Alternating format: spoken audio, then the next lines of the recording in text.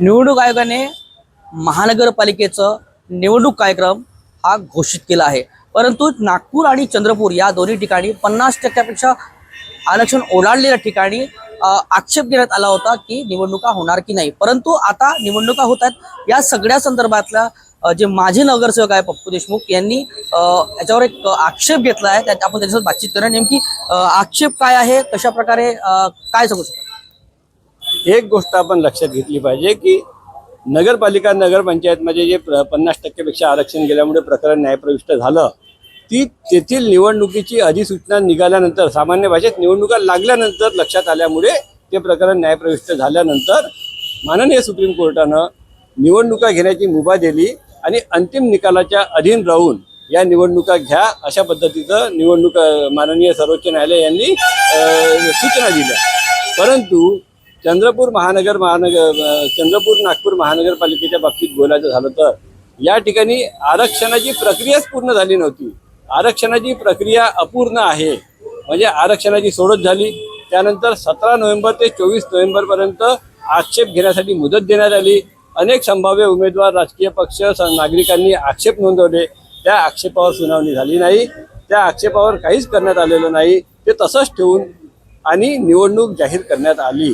आमचं म्हणणं असं आहे की आरक्षणाची प्रक्रिया अपूर्ण ठेवून किंवा प्रभाग रचनेची प्रक्रिया अपूर्ण ठेवून किंवा एखाद्या मतदार यादीची प्रक्रिया अपूर्ण ठेवून अशा प्रकारे एखादी प्रक्रिया अपूर्ण ठेवून निवडणूक जाहीर करता येते का, याचं स्पष्टीकरण निवडणूक विभागानं किंवा महानगरपालिकेनं दिलं पाहिजे असं आमचं मत आहे।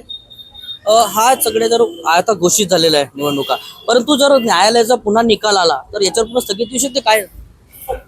नाही, आमचं तेही म्हणणं आहे की तुमच्याकडे पुरेसा वेळ असताना, आरक्षणाची प्रक्रिया अपूर्ण असताना तुम्ही आलेल्या आक्षेपावर सुनावणी घेऊन 50%च्या मर्यादेत आरक्षण आणू शकत होते, आरक्षणाची फेररचना करू शकत होते।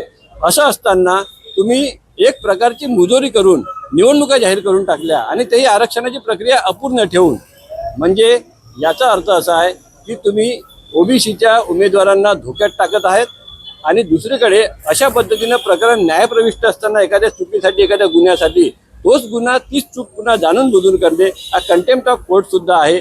अशा पद्धतीने निवडणुका घेतल्यानंतर निकाल जर विरोधात गेला तर त्या ओबीसी उमेदवारांच्या निवडणुकीचा खर्च तुम्ही देणार का, त्यांना नुकसान भरपाई तुम्ही देणार का, याबद्दलची विचारणा करण्यासाठी, मागणी करण्यासाठी आम्ही माननीय आयुक्त जे निवडणूक अधिकारी आहेत चंद्रपूर महानगरपालिकेचे, त्यांची आज भेटही घेणार आहोत। या संदर्भात पुण्या निवडणूक आयोगाची तुम्ही भेट घेणार आहात, कुठे याच्या तक्रारी करणार आहात, आक्षेप घेणार आहात? त्यांनी याबाबत जर जाहीरपणे योग्य स्पष्टीकरण दिलं नाही, आरक्षणाची प्रक्रिया अपूर्ण ठेवून सर्वोच्च न्यायालयाचे जे काही आजपर्यंतचे न्यायनिवाडे आहेत त्यांचा दाखला देऊन जर आम्हाला हे सांगितलं नाही की अशा पद्धतीने निवडणूक घेता येते किंवा नाही, आणि त्यांनी जर नुकसान भरपाईबद्दल आम्हाला जर समाधानकारक उत्तर दिलं नाही तर आमच्याकडे जे काही मार्ग उपलब्ध आहेत त्यामध्ये न्यायालयाचा मार्ग सुद्धा आहे, तो जाण्याचा मार्ग आम्ही नक्कीच स्वीकारू।